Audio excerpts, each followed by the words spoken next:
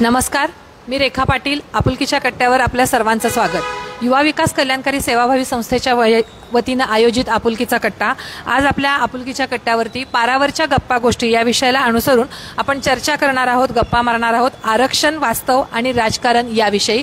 आणि याविषयी चर्चा करण्यासाठी आपल्याकडे आज प्रमुख उपस्थित आहेत माननीय राजेंद्र पाटील, मराठा आरक्षण संघर्ष सेवक, आणि माननीय अरुण खरमाटे, ओबीसी अभ्यासक. मित्र हो,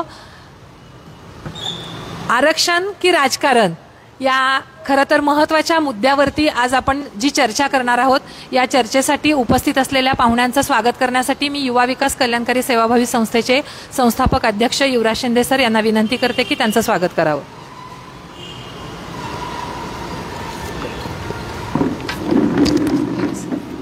नमस्कार. नमस्कार.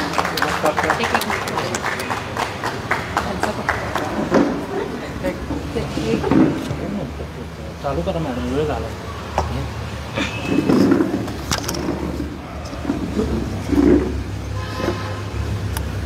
महाराष्ट्रामध्ये जो हा मोठा प्रश्न आता उभा आहे आरक्षणाचा, देशभरात देशाच्या बाहेरही ज्याची चर्चा होतीये आणि ज्याचं मोठ्यानं राजकारण होतंय, पण समाजातल्या सर्वसामान्यांचं याबद्दलचं मत काय आहे, आरक्षण नेमकं कसं, कुणाला, कशासाठी हवं आहे, त्याची गरज काय आहे, या सगळ्या विषयांवरती आज आपण चर्चा करणार आहोत. उपेक्षित, वंचित या सगळ्यांना खरंच आरक्षण मिळणार आहे का, न्याय मिळणार आहे का, ही चर्चा आज आपण करणार आहोत. नमस्कार मित्रो, आजचा विषय जरा थोडासा भावनिक आहे. सर्वप्रथम आपुलकीच्या कट्ट्यावरनं जे लोक आज आपुलकीच्या कट्ट्यावर जी चर्चा होत आहे, जे पाहत असतील त्यांना एक आव्हान करू इच्छितो. महाराष्ट्रात गेले 1.5 वर्ष झालं सातत्यानं आरक्षणाच्या प्रश्नावर काही लोकांनी आवाज उठवल्यानंतर ज्या घराघरात आजपर्यंत छत्रपती शिवाजी महाराजांच्या 300-400 वर्षापासून गुण्यागोविंदानं जे लोक राहत होते, वेगवेगळ्या जातीतील जमातीतील सर्व गुण्यागोविंदाने राहत होते, पण काही ठराविक लोकांच्या अपेक्षेसाठी जो आरक्षणाचा मुद्दा वरती आला, ऐरणीवरती आला, अलीकडचे सर्वच राजकीय पक्षातले नेते याचं मात्र राजकारण करून पाहत आहेत.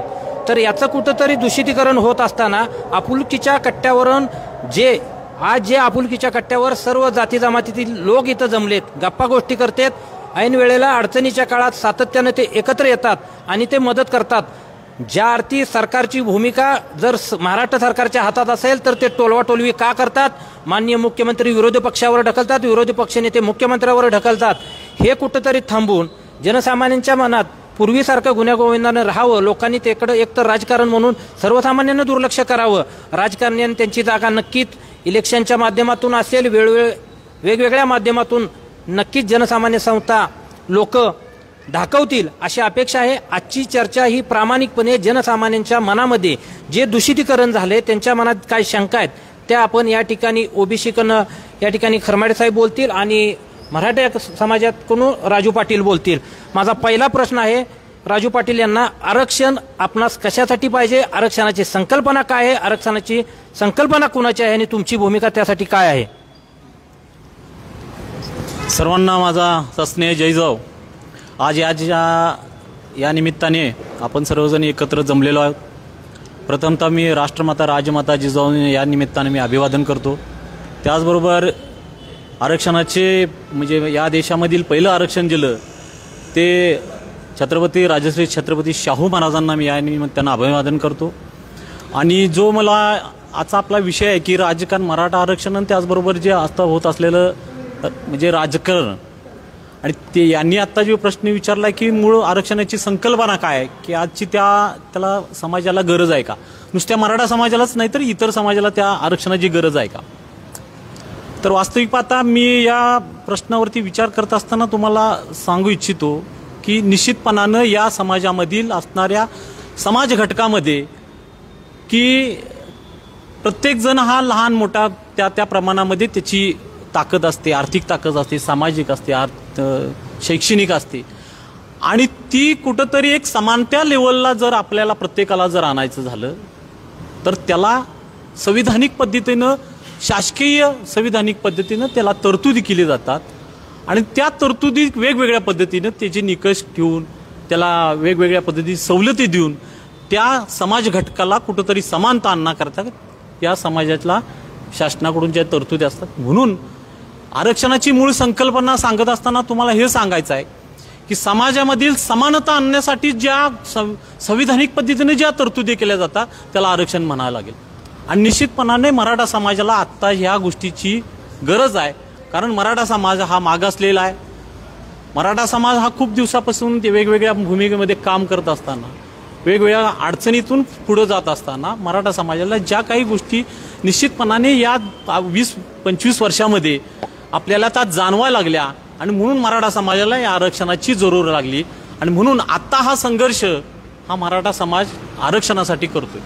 आणि तेही वेगळ्या म्हणजे ज्या वेळेला या 5-10 वर्षाच्या पाठीमागे आज आपण बघितलं की समाजाला वेगवेगळ्या पद्धतीने वेगवेगळ्या कॅटेगरीमधनं SCBC असेल, ESBC असेल, वेगवेगळ्या माध्यमातून आरक्षण देण्याचा तत्कालीन सरकारने प्रयत्न केला. परंतु त्याला कुठल्याही पद्धतीचा आधार नसल्यामुळं ते 50% वर आरक्षण असल्यामुळं ते टिकलं नाही. आणि म्हणून मराठा समाजाला ते OBCतून आरक्षण द्यावं ही एक मराठा समाजाची आत्ता प्राथमिक मागणी आहे. मी अरुण खरमाटे सरांना विचारू इच्छिते की सर, प्रत्येक राजकारणी, प्रत्येक पुढारी हा म्हणतोय की आम्ही म्हणजे आरक्षण देणार आहे, पण आणि तुमची वैयक्तिक भूमिका, तुम्हाला काय वाटतं की मराठ्यांना आरक्षण मिळायला पाहिजे का, गरजेचं आहे का, आणि ते OBCतून टिकणारं 50%च्या आतलं आरक्षण मिळावं तर ती, आता जसं सर म्हणाले पाटील सर की समानता जी यायला पाहिजे समाजामध्ये ती येईल, तर त्याबद्दलचं तुमचं मत सांगा. खरं तर एक चांगला विषय आज युवा विकास कल्याणकारी सेवाभावी संस्थाच्या वतीनं आपुलकीच्या कट्ट्यावरती आम्हा सर्वांना बोलवलेलं आहे. मी पहिल्यांदा मनापासून धन्यवाद देतो की आपुलकी ज्यासाठी समाजव्यवस्था निर्माण झालेली आहे, आपुलकीनं समाज बांधला जातो. दुर्दैवानं गेल्या 1.5 वर्षामध्ये या शब्दाचा ऱ्हास झालेला आहे. गावगाडा अशांत आहे, घरं अशांतता आहेत, तरुणामध्ये एक वेगळी भूमिका घेऊन जाणारी काही समाजव्यवस्था तयार झालेली आहे. आणि अशा एका विचित्र परिस्थितीमध्ये आपुलकीच्या कट्ट्यावरती हा विषय आणलेला आहे. अतिशय मनापासून मी या ठिकाणी धन्यवाद मानतो.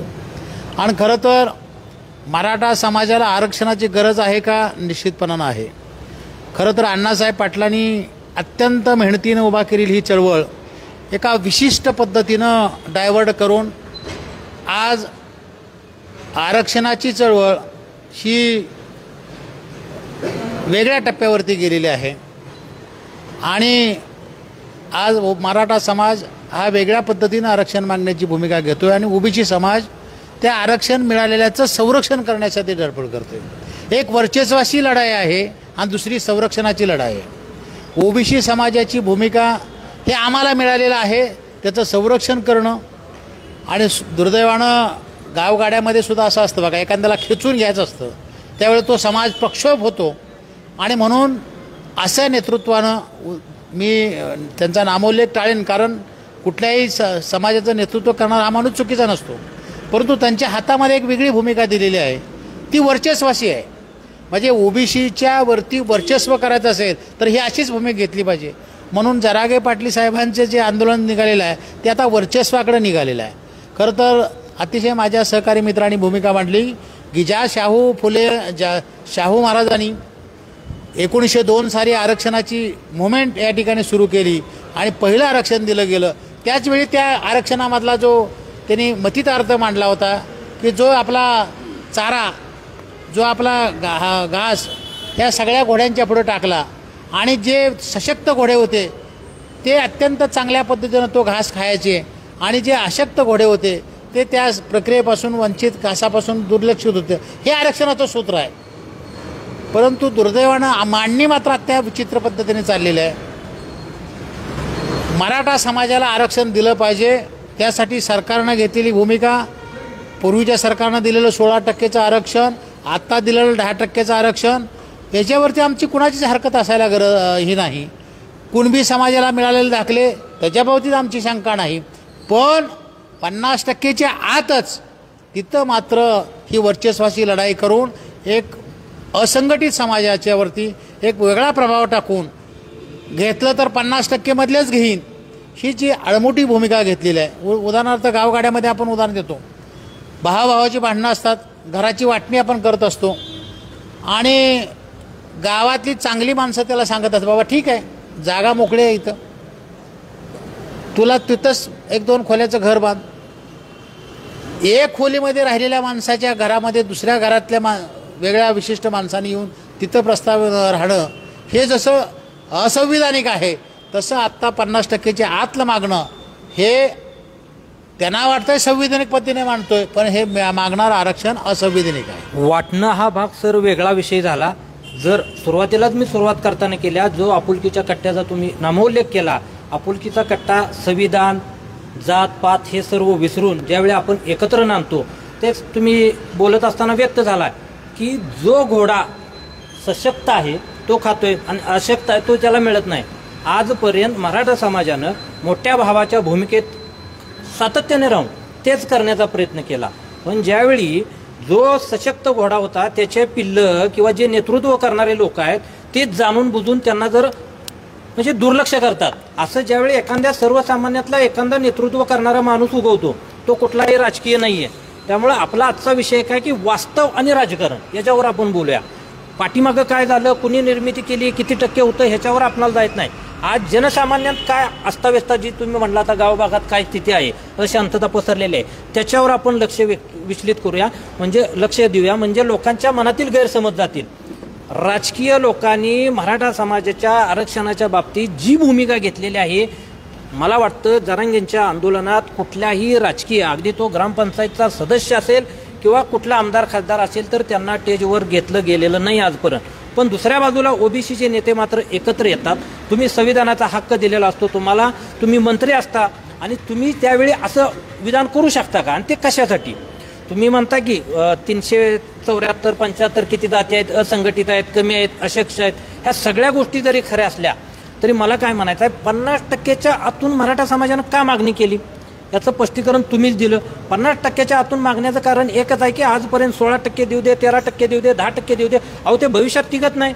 यांना प्रत्येक वेळेला विधानसभा आल्या, एकदा लोकसभा आल्या, ह्या घडवायच्या आहेत, त्यांना मताचा फायदा करून घ्यायचा आहे, सत्ता घ्यायची आहे. जनसामान्यांचा त्यात काय रोल आहे?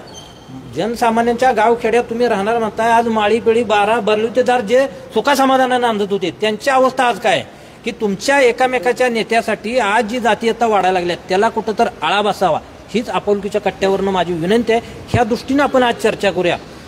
राजू पाटील सरांच्या म्हणण्यानुसार तुमची जी मागणी आहे ती असंविधानिक आहे, यावर आपण काय मत व्यक्त कराल? नाही, आता जे काही खरमडे सरांनी ज्या पद्धतीने सांगितलं, मराठा समाजाला आरक्षण मिळावं, परंतु ते ओबीसीतून किंवा 50%च्या आतून ते असंविधानिक होईल असं त्यांचं मत आहे. परंतु मला या निमित्ताने या ठिकाणी सांगायचं आहे की या देशातल्या कुठल्याही जात समूहाला जर आपण आरक्षण द्यायचं म्हटलं तर त्याला एक 3 कॅटेगरीमधनंच आरक्षण मिळलं जातं आणि तेच संविधानिक आहे, तेच घटनाबाह्य. तर त्यामध्ये SC ST मध्ये तर मराठा समाज कधी कुठल्याही पद्धतीनं तो सामील होऊ शकणार नाही. आणि म्हणून बाबासाहेबांनी 1900 ज्या वेळेला आपला भारत देश स्वतंत्र झाला त्यानंतर ज्या वेळेला घटनादुरुस्तीला संविधान 1950ला लागू झालं आणि सार्वत्रिक निवडणुका ज्या वेळेला 1952ला झाल्या, त्याच्या आधी सुद्धा त्यांनी सांगितलं होतं की पहिल्यांदा ओबीसींचा करिता हा पहिला आयोग पहिला नेमला तर मी या येणाऱ्या निवडणुकीला सामोरं जाईल. म्हणजे उपेक्षित आणि वंचित राहणाऱ्या लोकांना पहिल्यांदा त्यांनी तरतूद 340 कलमानुसार केली होती. आणि म्हणून मला या ठिकाणी सांगायचं आहे की कुठल्याही जात समूहाला जर परत आपल्याला आरक्षण द्यायचं झालं तर ते फक्त ओबीसी कॅटेगरीमधून देता येतंय, अन्यथा कुठल्याही पद्धतीची तरतूद नाही.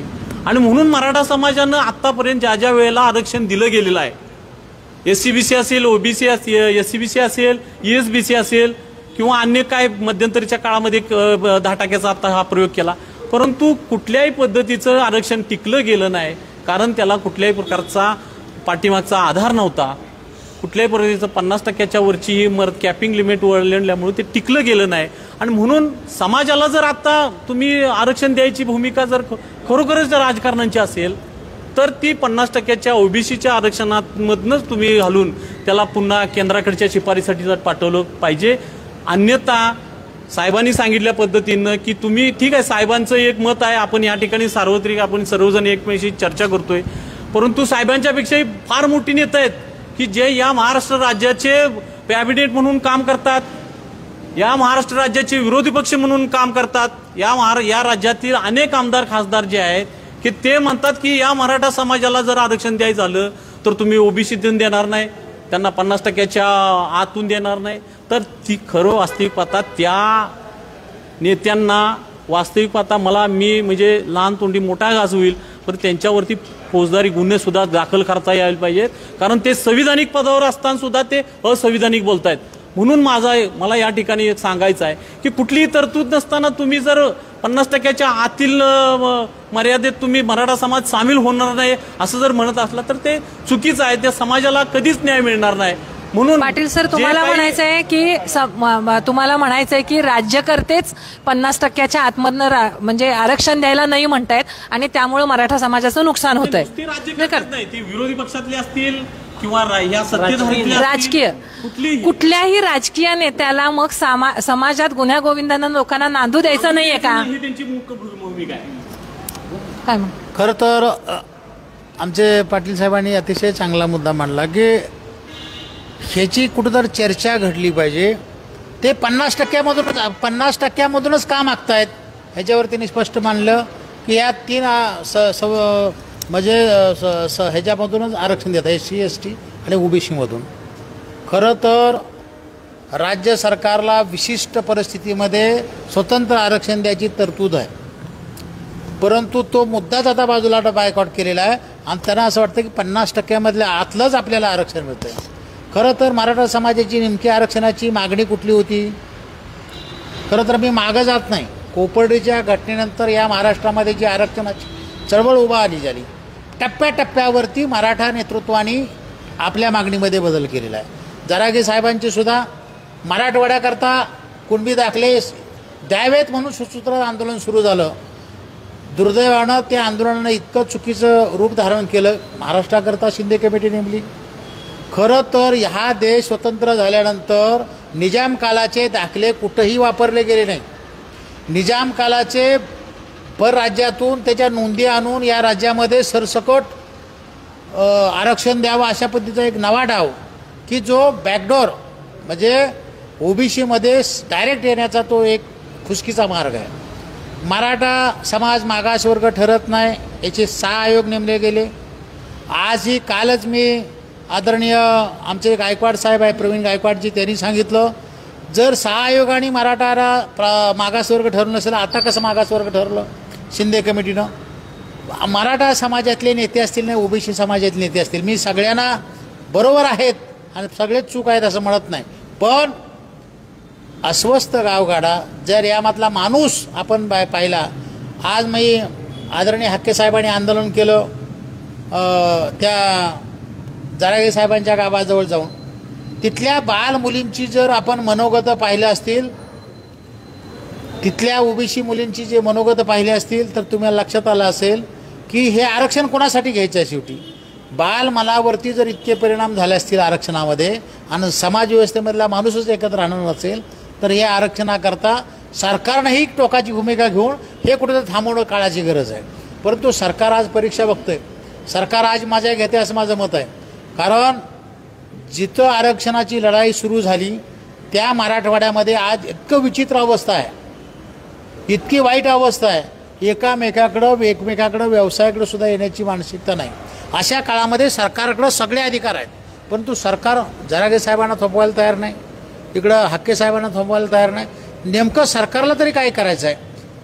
एकीकडं आमच्या शिष्टमंडळाला मुख्यमंत्री महोदयांनी सांगितलेलं आहे की आम्ही OBCमधून देत नाही, तिकडं जरागे साहेबांनी ते सांगतायत तुम्ही म्हणताय ना सगळे सोयरे, आपण त्याचा विचार करतोय. अहो सगळे सोयरे कुठली कन्सेप्ट आहे? हे आरक्षण संपवण्याचा एक नवा डाव आहे आणि या डावामध्ये मराठा बांधवांचे सुद्धा ससेवलपड होणार आहे. आज OBCला आरक्षण 1990 पासून मिळतंय. तुम्ही OBCच्या आरक्षणातल्या 385 जातीचा सर्वे करा, अजून काही जातींना हे आरक्षण कशासाठी खातात हे सुद्धा माहीत नाही. मी स्पष्टपणानं बोलणारा कार्यकर्ता आहे. अजून ह्यातल्या 40% लोकांना समाजाच्या अजून योजना मिळाल्या नाहीत. मला आजच कोल्हापूर जिल्ह्यामध्ये कार्यक्रम होतोय 5,500 कोटी रुपयाचं व्याज भरलं आणि 1 लाख उद्योजकांना अण्णासाहेब आर्थिक विकास महामंडळातून पैसे दिले गेले. अजून आमच्या ओबीसीच्या अनेक लोकांची मागणी आहे. अतिशय चांगला पाटील साहेबांनी मुद्दा मांडला, बाबा आरक्षण देता येत नाही तर मग समाजाला काय दिलं गेलं पाहिजे. अण्णासाहेब आर्थिक विकास महामंडळातून त्यांना काही बरोबरीला आणायचं असेल तर तरुण मुलांच्या मध्ये उद्योगासाठी काय पैसे दिले गेले पाहिजे. आम्ही ती थोडं सर आपुलकीच्या कट्ट्यावरून परत एकदा विनंती करतो, हे इव्हेंट सरकार जे देते पैसे मुळात हे जनसामान्यांपर्यंत योजना लागू होत नाहीत, ही सगळ्यात महत्वाची. तुम्ही जरी 15 लाख रुपये अण्णासाहेब पाटील देत असाल तर ते सर्वसामान्यांना मिळतच नाहीत. ज्याला खरी गरज आहे, आमचं दुःख काय आहे आपुलकीच्या कट्ट्यावरनं, गरजवंतांचा विषय हा. तुम्ही ज्या भावना व्यक्त केल्या, मराठवाड्यात लहान मुली ज्या काय भाषणं केली असतील, बोलल्या असतील, भावना व्यक्त केल्या असतील, अहो इथं मराठा समाजाची बी शेकडो मुलं आत्महत्या झाल्या, शेकडो मोर्चा निघाले. सुरुवातीला कोपर्डी प्रकरणानंतर जो सांगलीत साधा मोर्चा आपला निघाला, आपण लोकलला विचार केला तर त्या ठिकाणी सर्व समाजातील लोकांनी तो मोर्चाला हातभार लावला. मग तिथं मुस्लिम बांधव असतील, धनगर असतील, माळी बांधव कोणी असतील, माळी कोळी सगळ्या समाजातील लोक होती. त्यावेळी मराठा समाजाला आरक्षणाचीच मागणी होती. कोपर्डीची जी घटना घडली त्या मुलीला न्याय मिळावा हीच मागणी होती. त्या मागणीचं तुम्ही जसं म्हणला की कालांतरानं बदलत गेले आणि त्यानंतर किमान मराठा समाजाच्या राजकीय व्यक्तींवर विश्वास नाही म्हणून त्यांनी एक जनसामान्यातनं जरांगे साहेब करायला लागलेत ना, त्यांच्या पाठीशी राहिले. त्यालाही आज राजकारण तुम्ही खेळवत ठेवताय असं तुमचं म्हणणं आहे. माझं तेच म्हणणं आहे, मग ओबीसी नेते डायसवर येऊन आपण जसं राजकारण्यांना, मग भले ते मुख्यमंत्री असतील, उपमुख्यमंत्री असतील किंवा केंद्राचा पाठपुरावा करायचा असेल तर ह्या गोष्टीकडे न लक्ष करता इव्हेंट म्हणून का साजरे करायला. अहो जी मुलगी 6वीची शिकायची आहे, जी मुलगी 5वीत शिकायची आहे, जिचं शिक्षण घेण्याचं वय आहे, त्याला तुम्ही आरक्षणाबद्दल भडक भाषणं कशासाठी करायला लावायची. दोन्हीकडनं ते मराठा समाजाने कशासाठी करायला लावायची आणि ओबीसीने तर कशासाठी करायला लावायची. माझी शिंदे साहेब तीच भूमिका अशी आहे की नेमकी मराठा समाजाला नोकरीतलं, शिक्षणातलं आरक्षण पाहिजे का आणखी काय पाहिजे ह्याची स्पष्टता होईना झाली. समाजानं कधीच ते राजकीय आरक्षणाची मागणी केली नाही, फक्त नोकरी आणि शिक्षणामध्येच मागितलेलं आहे. म्हणून आज माझं मत आहे, तुम्हीही जरागे पाटील साहेबांच्याकडे ही भूमिका द्यावी, मी हाके साहेबांच्याकडे ही भूमिका द्यावी. सरकारनं या दोघांशी चर्चा करावी. आमची भावना तीच आहे, जे पाटील साहेब म्हणतात शिक्षणामधलं आणि नोकऱ्यामधलं आरक्षण द्यायला आमचा विरोध नाही. हाकेही विरोध करणार शकत नाहीत. वडेट्टीवार साहेबांच्याकडे आमची ती भूमिका आहे आणि भुजबळ साहेबसुद्धा तीच भूमिका मांडतात. पण 50% मधूनचे आरक्षण आत मागताय. आमचे ओबीसीच्या लोकांची ही जास्ती आहे. स्पष्ट बोलूया आज आपुलकीच्या कट्ट्यावरती, आपुलकीच्या कट्ट्यावरनं ही भूमिका गेली पाहिजे, कारण आज कोणच खरं बोलायला तयार नाही. त्यामुळं माझी स्पष्ट भूमिका आहे, 50% मधला एकदा दाखला तुमच्या हातामध्ये आला. आज जरी तुम्ही शिक्षणामधलं आम्हाला नोकऱ्यामधलं म्हणताय, पण एकदा जर का तुमच्याकडे ओबीसीचा दाखला आला, आज जरागे साहेब म्हणतात 80% लोकांचं आमचं काम झालेलंच आहे, 20% लोकांचं काम बाकी आहे, ते सगळे सोयऱ्यातनं दूर होतंय. तुम्ही विचार करा, सगळे सोयऱ्याच्या कन्सेप्टनं एसटीचं आरक्षण राहू शकतं का, एसटीचं आरक्षण राहू शकतं का आणि ओबीसीचं तर आरक्षण राहू शकतं का. आता हे समाज व्यवस्थेतले दोष आहेत. आता ते दोष इथं बोलणं उचित नाही. आता ते दोष वेगळे आहेत. सगळे सोयऱ्याच्या मुद्द्यावरती जर जरागे साहेबांना असं वाटत असेल की 100% मराठा समाजाला ओबीसीमधून दाखलं द्यायचे असेल तर हिची कन्सेप्ट फार वेगळी करावी लागेल आणि ह्याला फार मोठा याचा अभ्यासक आहे. मी तेवढा अभ्यासक नाही. मला इतकंच वाटतंय की आज जे ओबीसीच्या गावगाड्यातल्या लोकांच्या मनामध्ये ही दास्ती आहे. कुठं तर आज कुठं तर सरपंच दिसतोय, कुठं तर आमचा आज नगरपालिकेचा, महानगरपालिकेचा सदस्य दिसतोय, आम्ही कुठं तर काय कुठल्या पदावर आलो. जर हाच दाखला, जो दाखला प्रस्थापित समाजाच्या हातामध्ये जर मिळाला तर आमच्या गावगाड्यामध्ये मिळालं पद, किंवा आज जे बांटिया समाजानं सर्वे केला, आमची 22,000 स्थानिक स्वराज्य संस्थेतली पदं कमी झालेली आहेत, आरक्षणाची पदं कमी का झाली. ती कमी का झाली तर त्यांचं म्हणणं असं आहे की जे सर्वेमध्ये दिलेलं आहे, सर्वेक्षण जे झालेलं आहे त्याच्यामध्ये लोकसंख्येच्या प्रमाणात ही जादा वाटली गेली आहे. ज्या ज्या गावामध्ये 2-2 ओबीसीच्या जागा असायच्या तिथे 1-1 झालेलं आहे.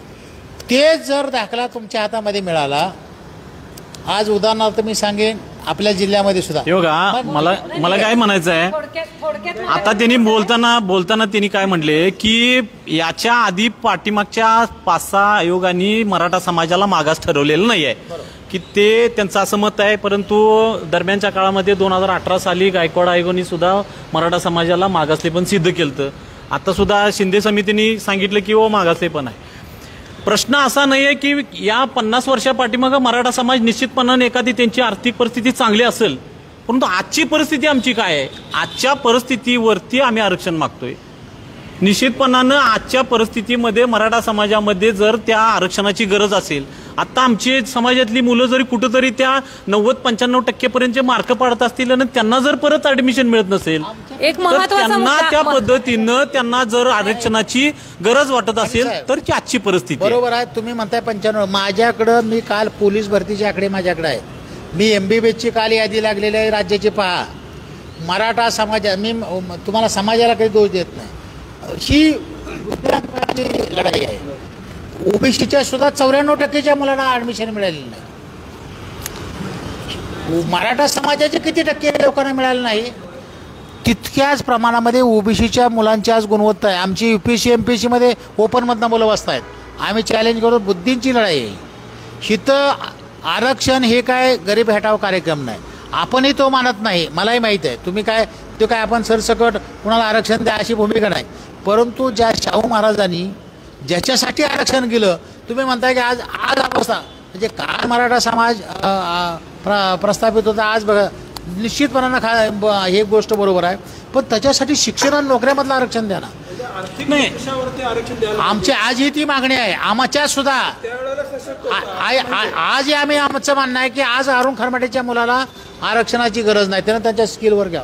मला मिळाले ना, एक पिढीनं गॅप घ्यावा. पण तू कसं आहे की संविधानामध्ये अशा कुठल्या पद्धतीची तरतूद नाही की ती बाबा की आर्थिक निकषावरती आरक्षण देता येईल. आरक्षण हे या देशामधलं असणारं ते हे जातीनिहाय दिलं गेलेलं आहे. त्यामुळं आजच्या संविधानाला जर धरून चालायचं म्हटलं तर ते शक्य नाही. होऊ शकतं होऊ शकतं होऊ शकतं हे नाही. लोकनेते गोपी ऐका माझं मत असं आहे, तुमचं म्हणणं बरोबर आहे की एखाद्याची आर्थिक परिस्थिती सुधार. एकच मिनिट की हे आरक्षणाचं बघा, मराठा समाजाला मी आज तुम्हाला या माध्यमातून सांगतो की मराठा समाज हे कायमस्वरूपी आरक्षणाचं कवच घेऊन पुढे जाणार नाहीये.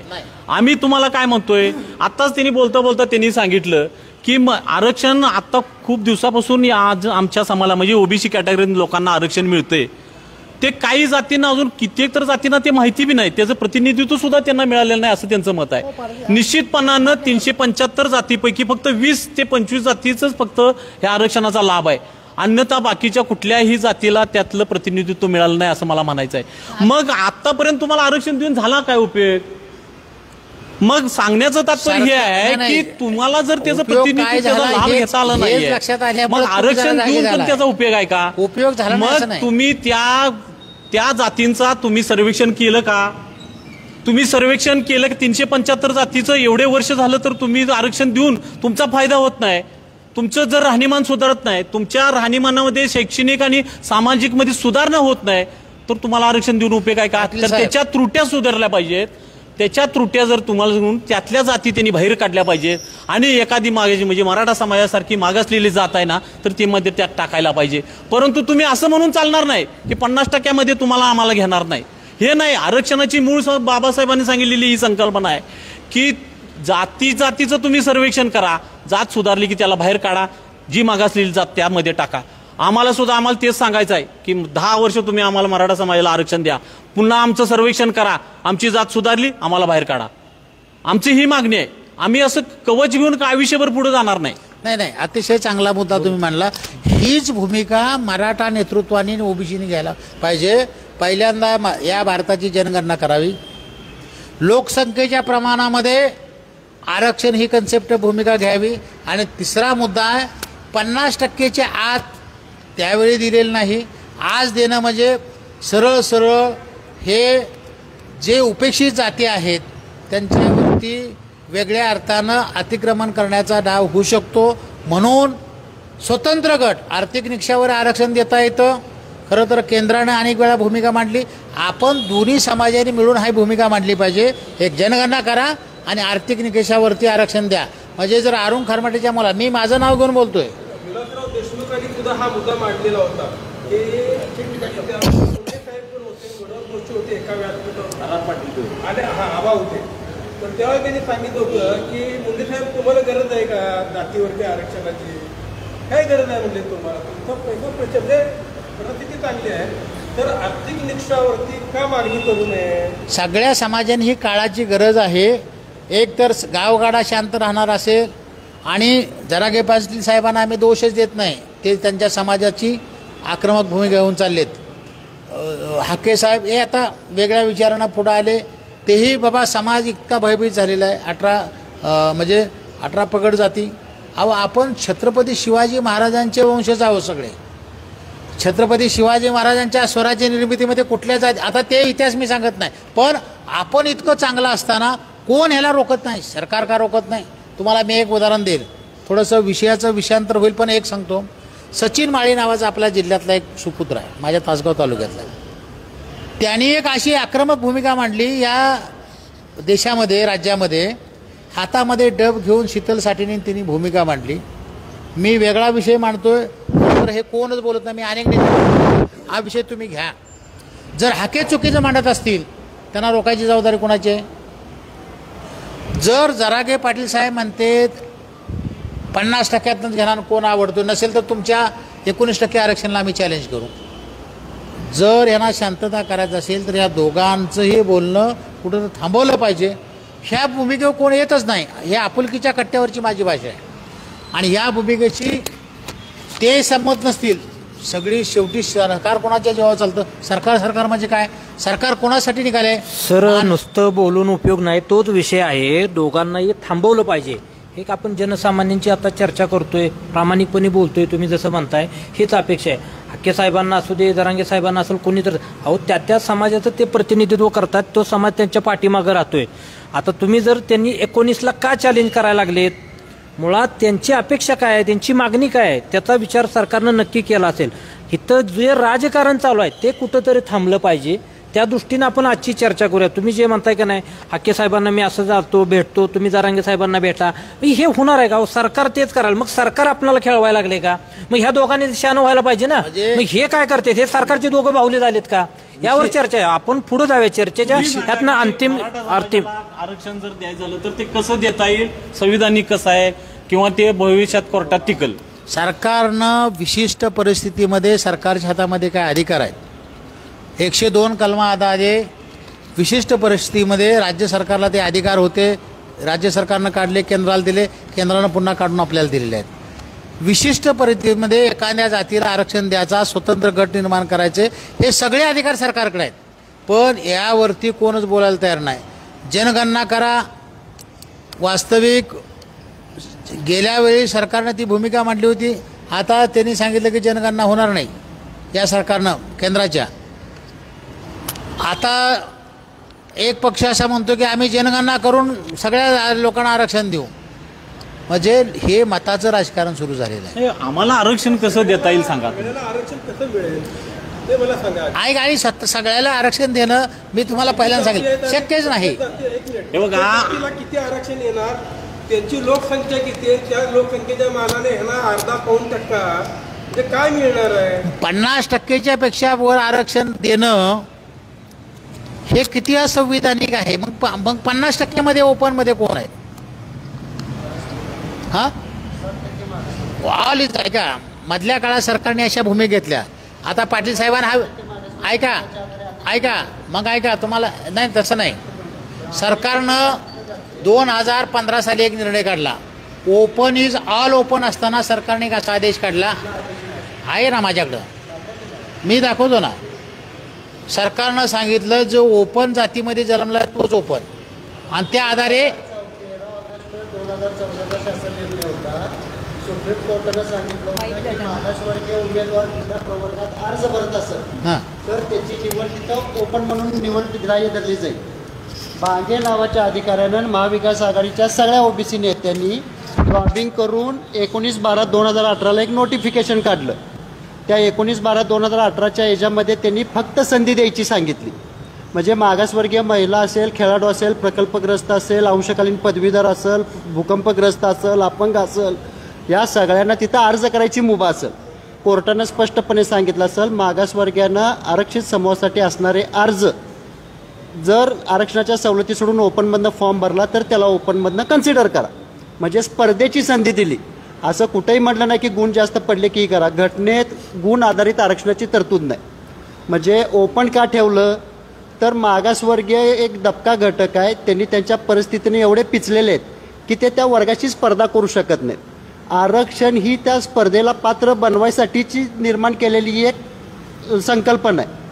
आता काय होतंय की तुम्ही 34% लोक आरक्षण घेत आहे 32% आणि 32% आरक्षण घेऊन ओपनमध्ये जवळपास 65% जागावर अतिक्रमण करताय. म्हणजे कायदा आता तुमचे ससाने कोर्टात आहेत. ससाने काय म्हणतात ॲडेक्वेट रिप्रेझेंटेशन दिलं पाहिजे. म्हणजे या देशात मराठ्यांचं संविधान वेगळं आणि धनगर माळी वंजाऱ्यांचं संविधान वेगळं आहे का? मग जर ॲडेक्वेट ही संकल्पना बाबासाहेबांनी मांडली असेल लोकसंख्येच्या पुरेसं प्रतिनिधित्व आणि 32% आकडेवारी आजसुद्धा वेबसाईटवर आहे राज्य मागासवर्गीय आयोगाच्या, ते आमची नाही. ऐका ना, हाके साहेबांनी सर्वेक्षण केलं. निरगोडेंनी 32% आकडा सांगितल्यावर भुजबळांनी तळपापड करून परत डेडिकेटेड कमिशन नेमला. पहिली माझी हरकत आहे झगड्यांकडं सगळ्यांकडं. मुद्दा यो आहे की डेडिकेटेड कमिशननं सुद्धा तुम्ही 36 ते 38% सांगितलेलं असेल तर तुम्ही ते एक्सेप्ट केलं. ते एक्सेप्ट करून निवडणुका घेतल्या. मग प्रश्न असा आहे की दाखवायचे दात वेगळे आणि वागायचे दात वेगळे आहेत ना. मग आता तुमची जी भूमिका आहे की मराठ्यांनी ओबीसीतनं नाही आलं पाहिजे, मग ओबीसी नेते त्यांच्या समाजाला काय सांगत नाहीत की आपण आरक्षण घेतलं, आपली त्यांच्या संग स्पर्धा करायची क्षमता नाही आहे. ज्याची स्पर्धा करायची क्षमता आहे त्यानं ओपनमधनं फॉर्म भरावा आणि ओपनमध्ये अर्ज करणारा ओपनमधून निवडला जावा. म्हणजे तुम्ही ओपनमधलं अतिक्रमण पण थांबवायची भूमिका घेणार नाही आणि आरक्षणात पण यायचं येणार नाही म्हणताय. मग या राज्यातला फक्त मराठा नाही 48% समूह हा त्या अमागास कॅटेगरीमध्ये येतोय. मग 48% लोकांनी शिक्षण असेल, रोजगार असेल, याच्यामध्ये त्यांना प्रतिनिधित्व कसं मिळणार? बरं, मी तुम्ही तेवढं सांगताय ना, मी पॉलिसीवर आणि सांगू शकतोय. 19/12चा GR काढला सरकारनं. त्या GRमध्ये सांगितलं 13/8/2014चं शासन परिपत्रक हे मॅटच्या 203, 204 आणि 368 या केसमध्ये रद्द झाले आणि त्या 19/12च्या GRमध्ये एकच टप्पा दिला. 19/12/2018 ते 25 जानेवारी 2024 पर्यंत सामाजिक आरक्षणाची पदं भरायची प्रोव्हिजनच त्या 19/12च्या GRमध्ये नाहीत. तरीसुद्धा 16,500 पदं भरलेत ओबीसी SC ST कॅटेगरायझेशन करून. कुणी पण भांगे सकट आत्ता भांगेला फोन लावून दाखवायचं, सांगायचं की 19/12च्या GRनुसार सामाजिक आरक्षणाची पदं कशी भरता येतात. मग हे जे नुकसान झालं ते कसं भरून काढायचं? मग जर ओपनमधनं पण मिळणार नाही, मागास ठरवून पण आरक्षण मिळणार नाही, मग मराठा समाजानं करायचं काय? म्हणजे नेमकं अपेक्षित काय इतरांना? नाही, माझी मी पहिल्यांदा एक भूमिका, मी इथं राजकीय आपण तुम्ही जे मांडलं, मी अधिसंख्य पदाच्या आधार मी त्याच्यात मागं जाऊ नये आणि आपण जे अधिसंख्य पद. बरं, पुढचं मागचं सोडून द्या. शिक्षक भरती रोस्टर कोण करते तयार? मागासवर्गीय कक्षातले मागासवर्गीय अधिकाऱ्यांचा एक सेल आहे की ज्याच्यामध्ये प्रत्येक जिल्ह्यामध्ये कुणाला किती आरक्षण मिळालं हे जे आकडेवारी आहे. म्हणजे मागास म्हणून किती मिळालं एवढंच मोजलं जाते. ओपनमध्ये मिळालेल्या जागा कन्सिडर केल्या जात नाही. आता शिक्षक भरतीमध्ये सुप्रीम कोर्टाच्या गाईडलाईन्स आहेत की ज्यांनी 5% गुणाची सवलत घेतल्या त्यांना ओपनमध्ये जाता येत नाही. कॉन्स्टिट्यूशन बेंचचं जजमेंट आहे BK पवित्राचं आणि पहिल्यांदा 60 वर्षात ते इम्प्लिमेंट झालं यावर्षी. आता हे इम्प्लिमेंट करताना मागच्या वर्षी जी 2017ला नीटची परीक्षा झाली त्यावेळी फक्त ओपनसाठी 1700 जागा ठेवल्या होत्या आणि उर्वरित 14,000 पैकी 1400 जागा 10% सोडून बाकी सगळ्या मागासवर्गीयांच्यात वाटप झाल्या होत्या. आता यावेळी तो सगळा घोटाळा 3 महिने ते 6 महिने सगळे माहिती अधिकारात माहिती घेऊन तो रोस्टर घोटाळा उघडकीस आला. आता यो घोटाळा उघड झाल्यानंतर शेवटी मी मागणी करणं माझं काम आहे, तुम्ही त्याला विरोध करणं तुमचं काम असू शकते. पण दोघांची मागणी आल्यानंतर ज्यावेळी मागासवर्गीय कक्ष ती आकडेवारी पुढे आणते ती मान्य केली पाहिजे की नाही? आता त्या आकडेवारीनुसार NTC, NTD आणि ओबीसींचा अनुशेष भरून काढायची गरज नाही, ते ओव्हर एक्सेसिव्ह आहेत शिक्षक भरतीमध्ये. म्हणून सरकारनं ओपनला जागा जास्त दिल्या. आता पडळकरांनी 10% जागा अडवून ठेवल्यात की यांचा निकाल लावायचा नाही, त्या NTCला मिळाल्या पाहिजेत. फडणवीसांनी आदेश देऊन परत त्याचं अहवाल मागवला. मागासवर्गीय कक्षाने सांगितलं की या आकडेवारीमध्ये कुठेही चूक नाही आहे, NTCला प्रतिनिधित्व देण्याची गरज नाही आहे कारण ते ओव्हर एक्सेस आहे. मग असं असताना एकीकडे तुम्ही राजकीय दबाव टाकून ओपनच्या जागा बळकवणार आणि परत म्हणणार की ओपनवाल्यांनी फक्त सहन करावं, ओबीसीत पण मागू नये आणि ओपनमध्ये मागू नये. मग हा संघर्ष थांबणार कसा? या संघर्षाला एकच आहे, सरकारची निपक्षपाती भूमिका. आणि 2014 पासून 2018 पर्यंत ज्या म्हणजे जिथं म्हणजे तुम्ही सरकारपासून सुद्धा किती चुका होतात. हा आदेश कुणी काढला? By birth open is open, by birth open is open. असं कोणाचं जी आर नाही आहे ना जी आर आपल्याकडे? दाखवा ना. आपण दाखवू. 1990ला पहिला जी आर निघाला काँग्रेसच्या काळात. तेव्हा गुणवत्तेच्या आधारे मागासवर्गीयांना ओपन मध्ये जागा द्यायची ही झालं. तुम्ही आदिसंख्य पदं जी सरकारनं आता 5,500 भरली, तुम्ही त्याचा अभ्यास करा. ऐका, इथं वाद करा आपण बसलो. नाही वादाचं नाही. ऐका, आता आमची प्रश्न उत्तरच त्याच्यात आहेत. ऐका, मला शिक्षण आणि नोकऱ्यामधल्या मराठा बघा, मी आपल्या राज्यामध्ये एकमेव असा मी कार्यकर्ता आहे. म्हणजे माझं तो काय मी पाठवून घेत नाही. मला ही भूमिकाच मान्य नाही. या सगळ्या आरक्षणापाठीमागचा जो माणूस आहे त्या माणसाचा कोणच विचार करत नाही. ही मी भूमिका अनेक वेळा मांडलेली आहे. आदरणीय वडेट्टीवार साहेबसुद्धा आज त्या भूमिकेमध्ये आहेत. पण दुर्दैवानं काय झालं, शेवटी लोकशाही व्यवस्थेमध्ये मताच्या माणसाला किंमत नाही, त्याच्या मताला किंमत झालेली आहे. त्यामुळं कोणच खरं बोलत नाही. आणि म्हणून आजही माझी भूमिका आहे, मराठा समाजानंच ही भूमिका क्लिअर केली पाहिजे की 2018 साली दिलेलं आरक्षण जे 16% होतं, हे 14 साली देऊन जे पारित झालं होतं त्याला परत कोर्टात चॅलेंज झालं. त्याच्यावरती पुन्हा फेरविचार असं होणं गरजेचं आहे की त्याला एक कंपार्टमेंट केलं होतं. नोकरी आणि शिक्षणातलं आरक्षण देऊन त्याचं एक कंपार्टमेंट केलेलं होतं की त्याला इतर हे जे राजकीय आरक्षणाचे फायदे घेणार नाही. माझं मत आहे त्या मुद्द्यावर चालल्याशिवाय मराठा समाजाच्या आरक्षणाचा मार्ग सुकर होणार नाही. आणि हे जेपर्यंत आपण भूमिका क्लिअर करत नाही, तसं म्हटलं तुम्हालाही माहीत आहे मराठवाड्यातले विदर्भातले जे कुणबी ते मराठाच आहेत, आम्हालाही ते मान्य आहे. पण सरसकट सगळे सोयऱ्याचा जो अध्यादेश आणण्याची भूमिका असेल, ओबीसीतनं 50%च्या आतलंच आरक्षण मागण्याची भूमिका, हे अत्यंत मी असंविधानिक म्हणत नाही. कारण तुम्हाला ते वाटेल मग संविधानिक काय म्हणताय, आरक्षण तुमचं म्हणणं आहे की संविधानिक मग कुठं द्यायचं? तुम्ही असंविधानिक का म्हणू शकत नाही? तुमच्या सुद्धा लक्षात आलं की आमचं जर कोणतं करून असंविधानिक असेल तर तुमचं जीवन पण नाही. तुम्ही त्याच्यावर बोलत होतं, तुमचं अतिशय चुकीचं आहे. जे आमचे महेश आहे, आता तुमचं नाव मला आठवणं, ते सांगतात की मंडल आयोगाने दिलेले आरक्षणच चुकीचं दिलेलं आहे. म्हणजे तुमचा म्हणजे तुम्ही म्हणूच शकत नाही. अहो 9 बेंचने ज्यावेळी आरक्षण दिलं गेलं झालं आणि तुम्ही त्याला चॅलेंज करायची भूमिका म्हणता, कधीही शक्य बघा. हा देश सर मग सरकारनं चॅलेंज 2014चं आरक्षण 2018ला पारित झालं, मग तुमच्या माझ्या सारख्यातलाच एखादा कार्यकर्ता जाऊन का आडवा पडला, का कोर्टात गेला, का ते टिकलं नाही? तुम्ही जे वारंवार सरकारवर बोलताय, हां, हे इन जनरल चर्च ठीक आहे, तुमचं त्यात काहीच कौशल्य नाही आहे. 50%च्या वरचं उत्तर म्हणूनच ते गेलं. बरोबर. त्यात म्हणजे लय काही ससाने लय भारी वकील आहे आणि लय नॉलेज आहे. आता ससाने केस टाकली मराठा कुठली रद्द करा, पण ससाने कुठली मराठा जरी चॅलेंज केला असेल तर त्याने गॉड घेऊन कोर्टाचा माहीत नाही, कदाचित त्यांचा अभ्यास नसेल की एखादा आयोग जेवढी काम करतो आणि त्यातल्या एखाद्या मुद्द्यावर जर त्याच्या कामकाजावर प्रश्नचिन्ह उभं राहिलं तर त्या आयोगाच्या पूर्ण कामकाजावर चिन्ह उभं राहू शकतं. म्हणजे कुठंतरी धनगरांना वाचवण्यासाठी आता या छोट्या खत्री आयोगाच्या मायक्रो ओबीसीला जे आरक्षण दिलं त्याच्यावर पाहिजे लागले ससाने. आता काहीच प्रॉब्लेम नाही. म्हणजे ससाने खत्री आयोग चॅलेंज करणं आणि दुसरीकडे ओबीसीला म्हणायचं नाही. तुमचं काय झालंय, सगळ्याचाच गोंधळ झालेला आहे. तुम्हाला काय वाटतंय, ओबीसीतल्या ज्या प्रस्तावित मोठ्या जाती आहेत म्हणजे त्या 5, 6, 10, 12, हा गोष्ट समजून घ्या. तुम्ही जे बोलताय का फॅक्च्युअल अजिबात नाही. एखादा मुंडे असू शकतो, एखादा भुजबळ असू शकतो, असे अनेक ओबीसीतले माळी समाजाचे लोक आहेत, असे अनेक आज वंजारी समाजातले एखादाच मुंडे असू शकतो, एखादाच हे असू शकतो. आज 8.5 लाख लोक ऊसतोडीला येत आहेत. ह्याच्यातले कोण लोक आहेत? ते मराठा समाज नाही असं म्हणत नाही मी.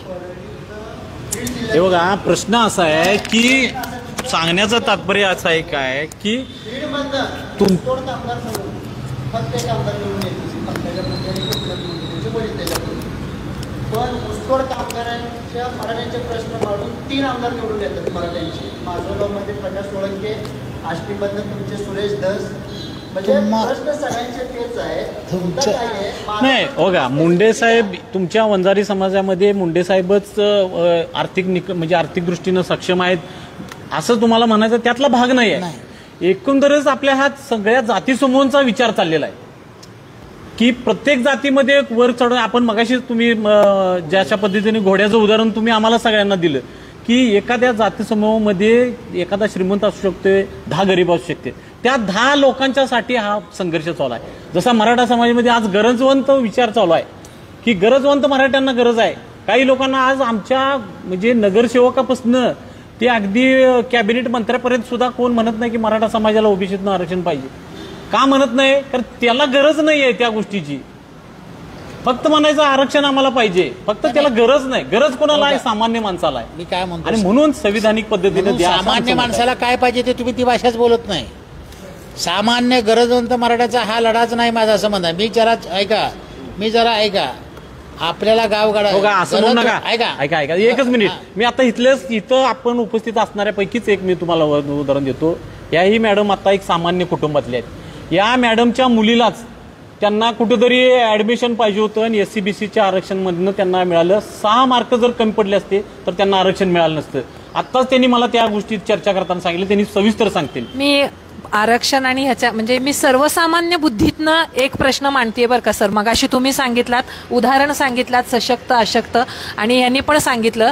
मला काय म्हणायचंय की हे जे आरक्षण चाललेलं आहे शिक्षण आणि नोकरी यापुरतं मर्यादित, म्हणजे तुमचं म्हणणं मगाशी असं होतं का की राजकीय म्हणजे तुमच्या काय ते ओबीसीतले जे काही प्रवर्ग आहेत ते अजून तेवढे विकसित झालेले नाहीयेत, आत्ता कुठं ते पुढे येत आहेत, म्हणजे त्यांना ते आत्ता राजकारणात जागा मिळते असं म्हणायचंय तुम्हाला की आणखीन काय? मला काय म्हणायचंय, एक मिनिट आहे का, माझं एक खरंच स्पष्ट दोन्ही ह्या लोकांना म्हणणं आहे की सर्वसामान्य कुटुंबातल्या सर्वसामान्यांची गरज शिक्षण आणि नोकरी ही 100% आहे. मला वैयक्तिकरित्या, आता किती अभ्यासपूर्वक बोलतेय असं नाही, पण वैयक्तिकरित्या असं वाटतं जर राजकारणाचा विषय असेल तर राजकारणातनं आरक्षण हा विषय काढून टाकावा आणि मग तरी हा प्रश्न सुटतोय का बघावं. अतिशय हाच मुद्द्यावर कोण यायला तयार नाही. आरक्षणाची कन्सेप्ट शाहू महाराजांचं नाव घेऊन आपण सगळेच मांडतोय. मराठा समाजही मांडतोय आणि ओबीसी समाज मांडतोय. त्यातले बारकावे म्हणजे आज मी सांगेन आपल्याकडे काय वाड्यावरचे मराठा समाज आज शिल्लक नाही. सगळे चाड्यावरच्या शेतकरी कुटुंबातले आहेत. एखाद्याची परिस्थिती सुधारणं आणि एखाद्याची परिस्थिती बिघाडणं हे त्याच्या कर्तृत्वाचा भाग आहे. मराठा समाजासाठी काल काहीतरी वेगळं होतं आणि आज काहीतरी होऊन बसले असं नाही. ओबीसी समाजाला काल काहीतरी वेगळं होतं आणि आज काय झालं नाही. आज जरागी साहेब म्हणतात 2 एकर आमची जमीन, आता 2 एकरही आम्हाला राहिलं नाही. पण आज असं 14% लोकांना, भटक्या समाजातल्या 14% कुटुंबांना घरासाठी जागा नाही. हा बाय द रेकॉर्ड आहे, हे रेकॉर्डवरती आणलेलं आहे. त्याला घराची जागा नाही, त्याची कोण व्यवस्था करणार आहे? त्याच्यासाठी शासनानं वेगळं काय केलेलं आहे? आता ह्याच्यावर आपण चर्चा करत नाही. आणि जरागे पाटील साहेब का चर्चाची साहेब करायची? शासनात आमचा प्रश्न काय आहे की आमच्या शासनाबरोबर आहे. आपण या 2 मिनिटं ऐका, आपण ह्या गोष्टींची चर्चा करणं, त्या समाजाला त्याचं नेतृत्व मिळालं नाही, त्याचा लाभ मिळाला नाही, हे महत्वाचं नाही. आज काय महत्वाचं आहे की शासनानं आम्हाला काय दिलं. आज आमचं भांडण कोणाबरोबर आहे? शासनाबरोबर आहे. तुमचं भांडण सुद्धा शासनाबरोबर असायला पाहिजे. आज आमची मागणी काय आहे की ओबीसीतून आरक्षण आम्हाला मिळालं पाहिजे. तुमची मागणी त्यांच्याबरोबर असायला पाहिजे. तुम्ही समाजावर उठू नका. सांगण्याचं तात्पर्य हे आहे समाजावर उठतच नाही. आणि मराठा समाज किती जरी आपण काय बोललो, आज मी गेलो की माझ्या अडचणीला गावगाड्यातला समाज आहे. आणि हे कुठेही नाही, जे मराठवाड्यात झालं त्याचं लोन आपल्याला अजून आलेलं नाही. पण भविष्यात जर आलं तर ज्याच्यासाठी आपण हे उभा केलेलं आहे ती जर व्यवस्थाच उद्ध्वस्त झाली तर या आरक्षणाला मी अजून वेगळ्या भूमिकेनं मांडतोय. आणि माझी ही भूमिका आक्रमक होऊन मांडणं. मी आक्रमक, प्रकाश शेंडगे आमचे बोलत आहेत आक्रमक 160 आमदार पाडू. 160 आमदार पाडणं ही ओबीसीची भूमिका नाही. आमची भूमिका ही की आमचं आरक्षण जे संविधानिक आरक्षण आहे ते आमचं टिकलं पाहिजे. आमचे आमदार पाडून मग तुम्हाला आज जरागी साहेबांना असे 103 आमदार निवडून आणायचे आहेत, मग काय करायचं आहे? मग ही वर्चस्वासी लढाईतून हा देश काय पुन्हा त्या काळात मुघलांच्या काळात न्यायचा आहे का? ही वरचेच लढाईवरती जिंकायचं. आता मी मगाशीपासून आपल्या आरक्षणावर चर्चा चाललेली आहे. त्या आरक्षणामध्ये जरांगे पाटलांचा मी कधी उल्लेख केला नव्हता. 2 मिनिटं ऐका. आता वास्तविक आपण त्यांची त्यामध्ये आपण चर्चा करत असताना आतापर्यंत काय झालंय की एक ग्रामपंचायतीचा साधा सदस्य जरी असला तर या मराठा समाजाच्या आरक्षणाची कुठली भूमिका घेत नाही. म्हणजे नुसतं ग्रामपंचायत वरच्यांची तर वेगळाच विषय आहे, परंतु त्या एक सर्वसामान्य माणसानं गेल्या 10 वर्षापासून आरक्षणासाठी तो सातत्यानं त्यात संघर्ष करतोय आणि आज कुठलं तरी त्या गोष्टीला यश येताना 1 वर्षाभराच्या काळामध्ये दिसलं का? तर त्यामुळे त्या ठिकाणी अंतरावली सराट ठिकाणी उपोषणाला बसले असताना त्यांनी शासनानं हल्ला केला त्यांच्यावरती. शासनानं हल्ला केला म्हणून ह्या गोष्टी या मराठा समाजापर्यंत आला. अन्यथा मराठा समाजाला सुद्धा या ओबीसी मधून मराठा समाजाला आरक्षण पाहिजे किंवा ते मिळते, ते संविधानिक आहे, तेच योग्य आहे, तेच कोर्टात टिकणार आहे, ह्या गोष्टी अद्यापही आमच्या समाजाला कळल्या नसत्या. म्हणून सातत्यानं मला तुम्हाला काय सांगायचं आहे की त्यांनी जी मांडलेली भूमिका आहे की ओबीसीतून आरक्षण मिळालं पाहिजे, कारण त्यांनाही सुद्धा माहित आहे की आतापर्यंत गेलेले दोन्ही आरक्षण SCBC ESBC हे कोर्टात टिकलं नाही, कारण ते 50% वरचं होतं. म्हणून त्यांना काय पाहिजे की आत द्या, नंतर काय आहे ते आधी तुम्ही आम्हाला 50% घ्या. आणि म्हणून मगाशी त्यांनी म्हणले की जात निहाय ज्यांना केल्याशिवाय ते होणार नाही. अरे तुम्ही आम्हाला घ्या तर आधी त्यात, जे आधी आम्हाला संविधानिक आहे त्यामध्ये घ्या आणि परत त्यानंतर संरक्षण आपण दोघं मिळून करून त्या ओबीसीचं. तुम्ही एकट्यानं नाही, आपण दोघं मिळून करूया. आधी आम्हाला तुम्ही तुमच्याबरोबर घ्या आधी आणि त्यानंतर आपण संरक्षण करू. जात निहाय जनगणना झाल्यानंतर प्रत्येकाचा वाटा आपण प्रत्येकाला देऊया. खरं ही आमची भूमिका. अभ्यासक म्हणून तुम्ही आज गायकवाड साहेबांचं, प्रवीण गायकवाड साहेबांचं एक युट्यूबला हे आलेलं आहे, वाचावं. जर या देशातल्या इतक्या मोठ्या आयोगाने, आता राजकीय आयोगाबद्दल मी बोलत नाही, मी त्याच्यावर भाष्य करत नाही. म्हणजे गायकवाड साहेबांनी काय केलं आणि बाटियानं काय केलं, तुम्ही आम्ही रात्रंदिवस बोलत बसलो तर ते घडणार नाही. घडणार एकच आहे, 50% देताना तुमच्याकडे ज्या अडचणी ओबीसीला ज्या वाटत आहेत त्या जोपर्यंत दूर होत नाहीत, समजा अशी प्रस्थापितची लढाई होऊ शकते.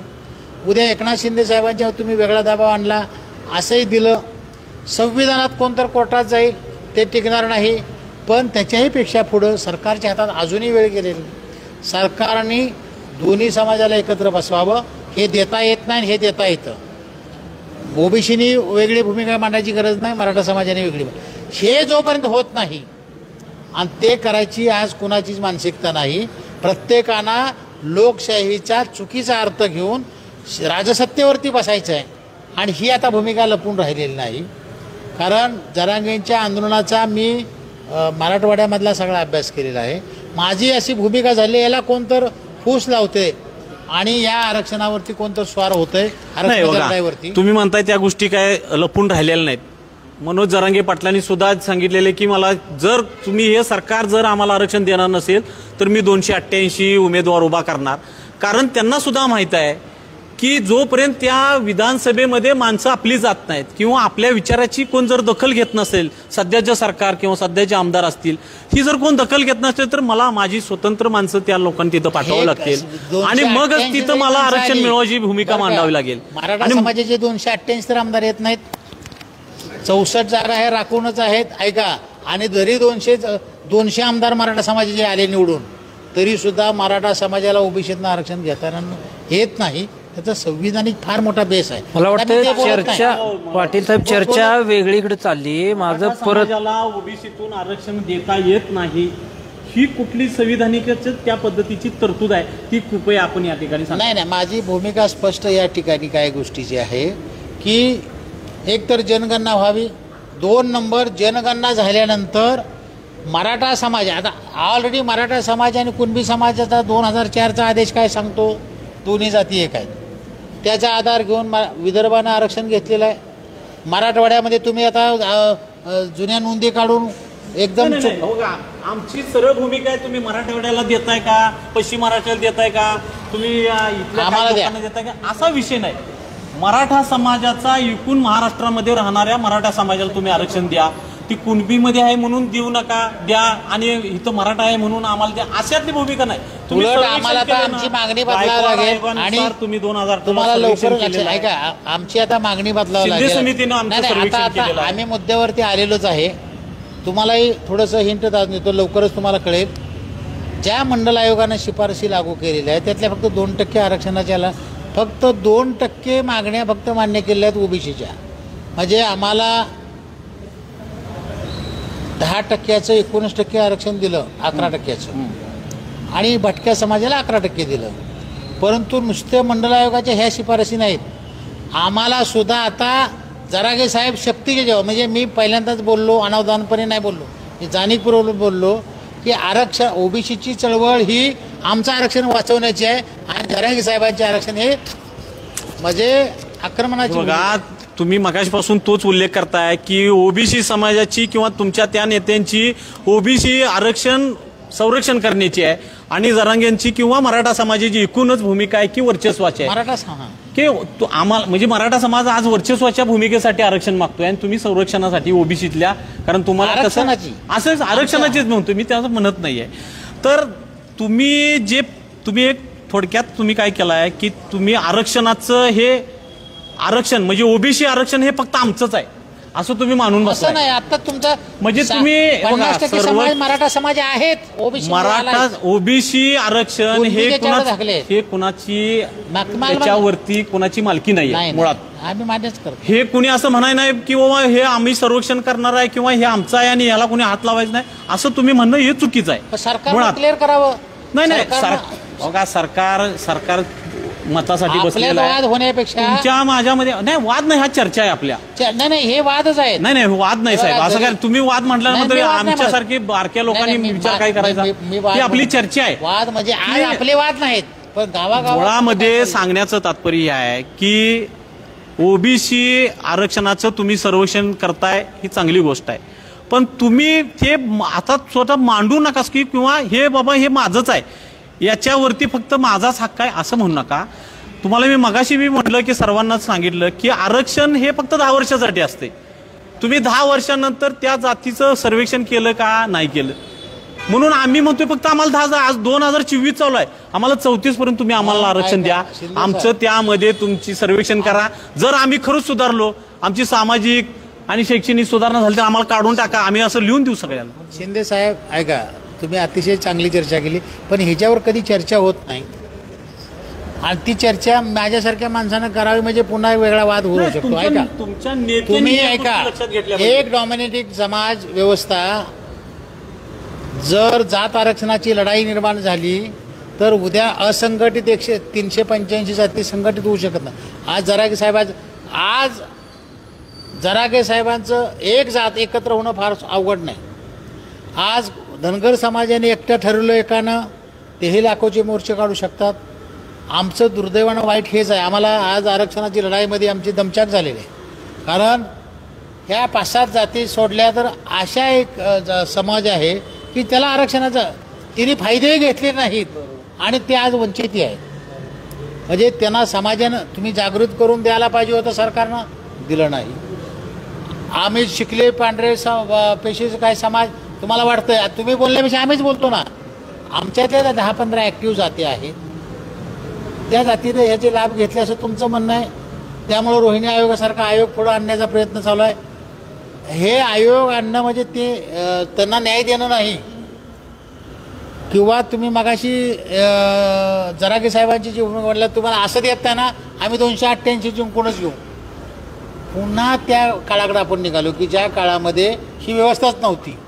ते आणायचं आहे का आपल्याला? ठीक आहे साहेब, आत्ता वास्तव आणि राजकारण जे चालू आहे, तर माझा परत तोच प्रश्न आहे की आपुलकीच्या कट्ट्यावरनं तुम्ही जनसामान्यांना काय सांगाल? एकतर आरक्षणाची मागणी सरकार करताय ती योग्य आहे, समाजाने एकत्र येऊन आपली भूमिका स्पष्ट करावी, किंवा काय म्हणजे ते मराठा समाज असेल, ओबीसी समाज असेल किंवा सर्व समाजानं, ह्यातून आपण पुढं कसं जायचं? म्हणून मी या राज्यातल्या जाणकारांना सांगेन, ओबीसीचे नेतृत्व करणारी माणसं आणि मराठा समाजाचे नेतृत्व करणारी माणसं त्यांना मी अभ्यासक मानत नाही. फार आम्ही पुढं बोलतोय म्हणजे आम्ही अभ्यासक असं नाही, एखादा छोटा माणूस सुद्धा.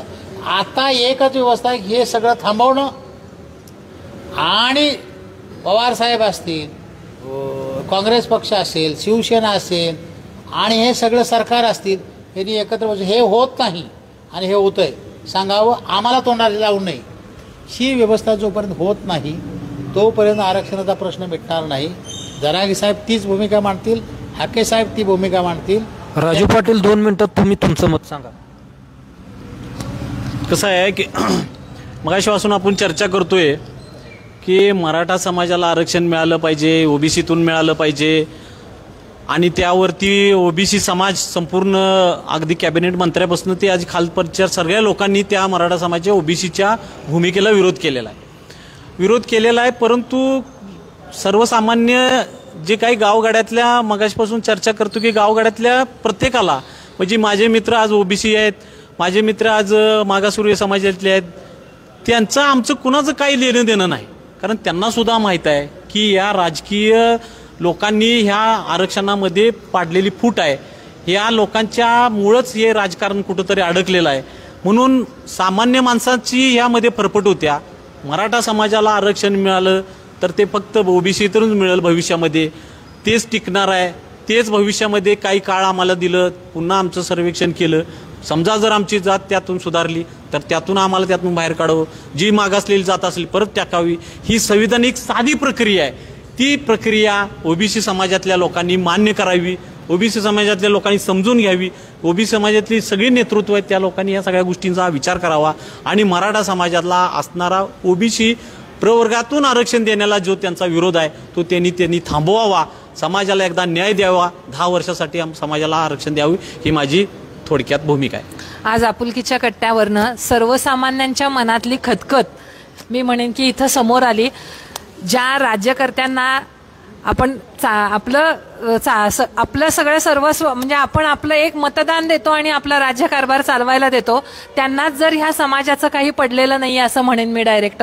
ओबीसी समाज असू दे किंवा ओपन मधले असू देत, त्या दोन्ही समाजाला समान न्याय देण्याचा म्हणजे न्याय देण्याचं काम आहे म्हणेन मी डायरेक्ट. अधिकार तुम्ही जे मगासपासून म्हणत होता की ते त्यांचं काम आहे की त्यांनी समान त्यांना हक्क दिला पाहिजे, अधिकार दिला पाहिजे, पण तो ते देत नाहीयेत. तर मी म्हणेन की दोन्ही ओपन मधले असतील किंवा ओबीसी मधले असतील, जे सगळ्या समाजानं एकत्र येऊन हा सवाल पुन्हा त्या राज्यकर्त्यांनाच विचारला पाहिजे आणि त्यांनाच त्याचा जाब देणं भाग आहे. त्यासाठी त्यांना त्यांची जागा दाखवायला पाहिजे. मग आपुलकीच्या कट्ट्यावर आपण पुढच्या शनिवारी नवीन विषयासहित नवीन पाहुण्यांसहित पुन्हा भेटूया. धन्यवाद. थँक्यू. काय तर असं घडावं.